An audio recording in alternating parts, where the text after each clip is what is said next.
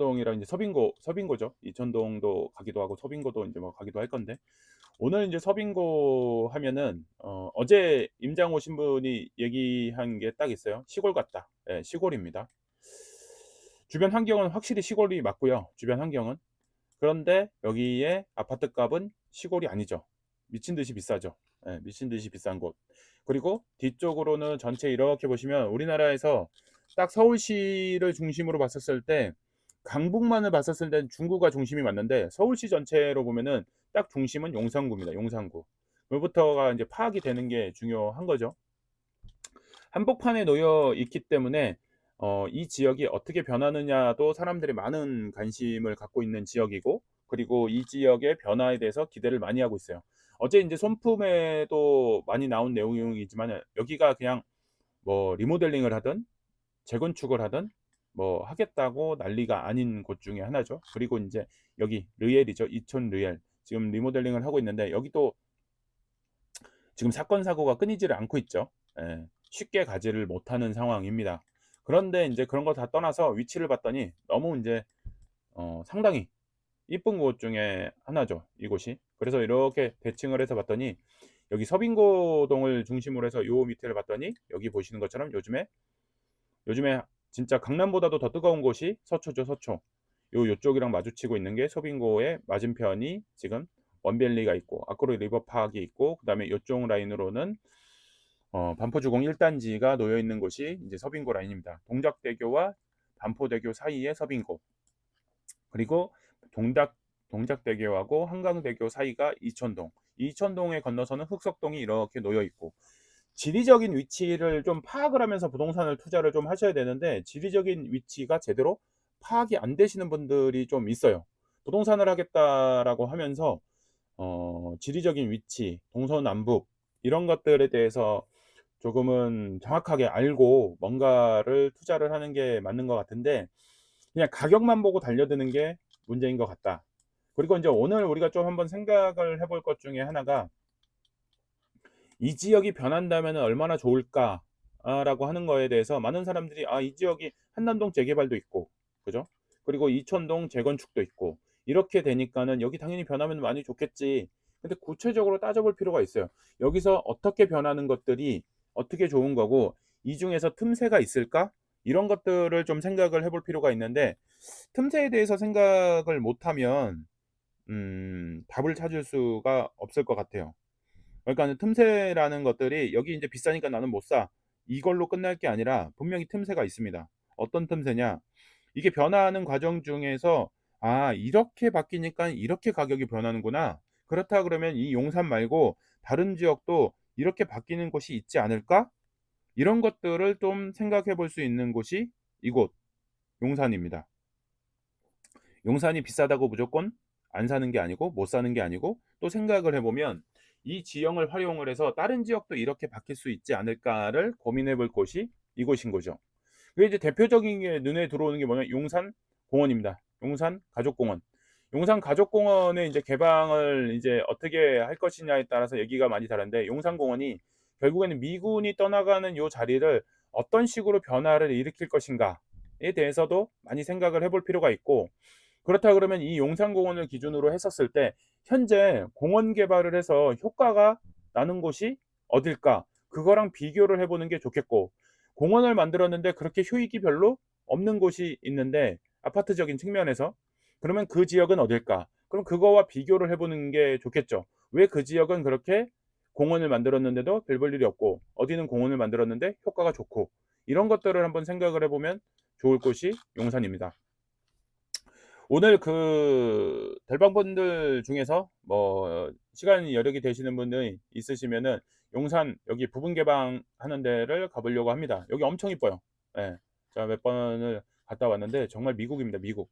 예. 예전엔 여기가 아니더라도 드래곤 그 힐스 레스토랑, 요쪽 벽면이 아니죠. 요쪽 벽면이 아닌데, 거기도 이제 저는 예전에 인제 근무 때문에 어 건설회사 다닐 때 한번 이제 들어갔던 적이 있었는데, 요쪽 지역이 상당히 이쁩니다. 그래서 이제 요쪽을 공원 부지 반환 요쪽을 한번 인제 구경을 하려고 하는데, 음 시간이 되시는 분들이 모아서 가보도록 하겠습니다. 운영 시간이 5시 반입니다. 그래서 이제 5시까지는 모여야 30분이라도 볼 수 있으니까. 근데 넉넉하게 볼 것 같지 않으면 1시간 전에 입장이 마감되네요. 4시 반까지 만나야 되네.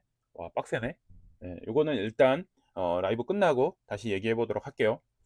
30분만 딱 보면 될 것 같은데. 4시 반. 이거 빡센데.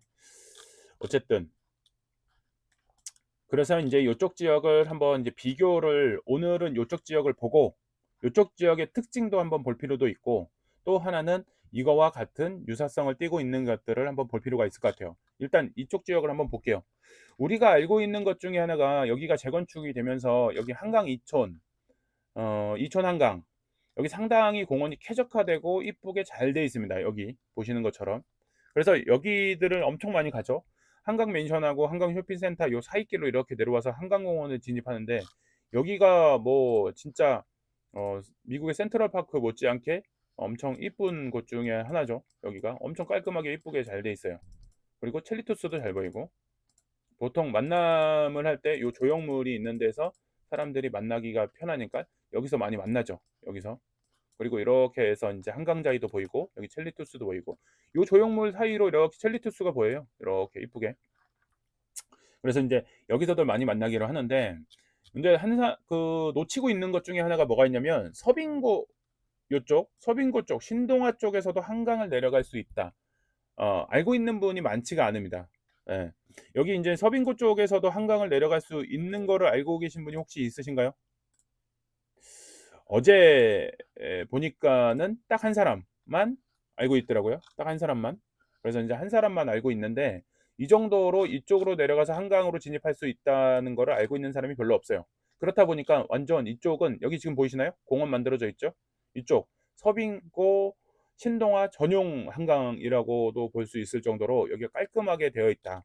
그리고 요 서빙고의 신동아 아파트는 여기 온누리교회 보이시죠? 이쪽에 동빙고 근린공원, 이 공원이 여기 신축 아파트가 됐을 때 그냥 뭐 단독으로 쓰는 공원이라고 해도 무방하지 않을 정도로 이렇게 되어 있고, 여기는 이제 여기 보시는 것처럼 동작대교가 통과하는 요 교각 밑이다 보니까 요쪽이 약간 어 지저분하다고 해야 될까? 하여튼 복잡합니다. 그런데 요렇게 나뉘면서 이촌동, 요쪽 이촌동하고 약간 단절된 느낌이 있지만, 그렇다고 해서 완전 단절됐다라고 보기는 어렵습니다. 이쪽을 또 연결할 수 있는 어 도보로도 이동이 가능하고 이렇게 되어 있기 때문에, 이게 인제 신축으로 바뀌면서 요쪽에 또 가치도 또 새롭게 또 나올 테니까 요런 것들 한번 잘 생각을 해 보시면 좋을 것 같고, 그리고 인제 신동아, 이 아파트에 대해서는 입지가 좋다는 거는 뭐 누구나 다 알고 있죠. 그러면 이제 가격을 한번 볼 필요가 있어요. 가격을 봤었을 때 이게 어떤 상황일까를 한번 또 비교를 해 보는 게 필요하죠. 여기 46평 엄청 비싸죠. 일단 31평부터 보는 게 좋겠죠. 28억, 28억 입니다. 28억. 최근에 28억 6천의 신고가를, 최고가를 찍었죠. 이 정도로 자리가 좋고 나중에 재건축이 됐을 때의 효과가 상당히 괜찮을 거다 생각을 하니까 신고가를 찍었죠. 28억 6천을. 그래서 여기서 또 한 가지 볼 게 뭐냐면 2017년 4월입니다. 2017년 4월 요 구간. 요 구간이 갭이 7억이었습니다. 갭이 7억. 그러면 이 갭이 7억이었는 이 상황에서 과연 내가 2017년 4월에 내가 갭 7억을 넣고 살 수 있었을까? 이런 것도 한번을 좀 생각을 해보면 좋을 것 같은데, 그때 2017년 4월 달에 사람들이 또 어디에 많이 관심을 두고 있었냐면 마레프에 관심을 많이 두고 있었을 시기입니다. 그러면 마레프는 이때 한 3억 남짓 정도의 갭이 형성이 됐었는데, 한번 확인해 볼게요. 마레프를 보시면은 2017년 4월 이렇게 보겠습니다. 요점 요 시기에 이렇게 보시면은 요 시기에 매매가 7억, 그 다음에 전세가 5억 7천, 이렇게 되면은 이 갭이 이렇게 되면은 이때는 갭이 또 많이 싸네요. 요 시기에 이제 마레프에 요 정도의 사람들이 가격들이 이제 괜찮기 때문에 이제 많이 또 몰려드는 상황이기도 했습니다. 그래서 마레프가 인기가 상당히 높았죠. 그래서 가격들이 쭉 올라가는 상황들이 됐었는데, 이런 상황에서 중간에도 보면은 19년도 넘어가고 이렇게 넘어가는 중간 과정에서 갭이 6억 으로 변하고 6억 정도 갭이 되죠. 요런 상황으로 됐었을 때도 여전히 마레프에 대한 수요는 상당히 있었습니다. 갭이 6억 정도, 2년 사이에 불과 그런 가격들이 2-3년 사이에 몇 배가 인제 갭 투자로서는 가격이 올라가는 상황이었고, 그랬을 때 요 신동아 31 평에 대해서 이걸 사는 게 낫었느냐 아니면 마레프를 샀었는 게 낫느냐라고 하는 거에, 그때 당시만 생각을 하더라도 지금 여기 보시는 건 거래도 뭐 거의 없는 상황이긴 한데 거의 안 찍혀. 네. 17년에 요렇게 보시면은 6억 정도, 갭 6억, 6억 에서 7억 사이가 왔다 갔다 하는 금액인 거죠. 요 정도 되고, 그리고 20 년도에 인제 접어들어서는 여기는 인제 10억 으로 인제 올라섰네요. 전세가가 인제 구축이다 보니까는 인제 전세가가 받쳐지지 않는 상황.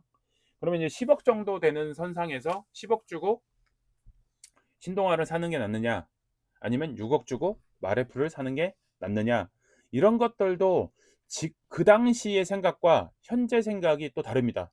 요즘에 또 그런 요 최근에 6, 7, 8월 달에는 그래도 신축 재개발이고 뭐고 만사가 귀찮으니까 건축비도 올라가고 하니까 신축이 차라리 낫다. 그래서 마레프가 차라리 낫지 않을까? 이거는 지금 현재 상황인 거예요. 그리고 또 그때 상황에서는 또 돌이켜 생각을 해보면 그래도 재건축 되면은 훨씬 좋으니까 매물만 나오면은 신동아 사는 게 낫지 않을까? 이렇게 생각하는 사람들도 또 있었고요. 그래서 같은 돈을 가지고 어떻게 효용 가치를 높일 것인가? 이런 것들을 한번 잘 생각을 해보고, 중요한 건 뭐냐? 어느 시기가 됐든 내가 많은 지역을 알고 있는 게 중요하다. 지역을 좁게 알고 있으면 내가 동일한 돈을 가지고 선택하는 데 있어서 효율이 떨어질 수도 있다.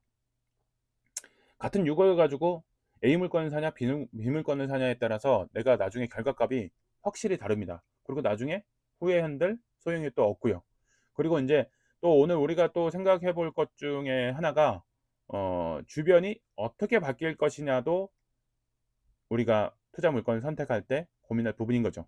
그래서 이제 그 부분에 대해서 이 지금 시점들을 고려했을 때 재개발을 살 것이냐 신축을 살 것이냐 이런 고민도 하지만은 앞으로의 개발이 어떻게 변할 것이냐, 그 개발의 영향이 어느 영향을 미칠 것이냐, 이런 것들이 이제 중요한데, 여기서는 이제 용산 앞에 있는 이 공원의 변화가 투자의 가치에 어느 변화를 줄 것이냐 한번 생각을 해볼 필요가 있을 것 같아요. 그래서 이 부분에 대해서 한번 얘기를 해 볼게요.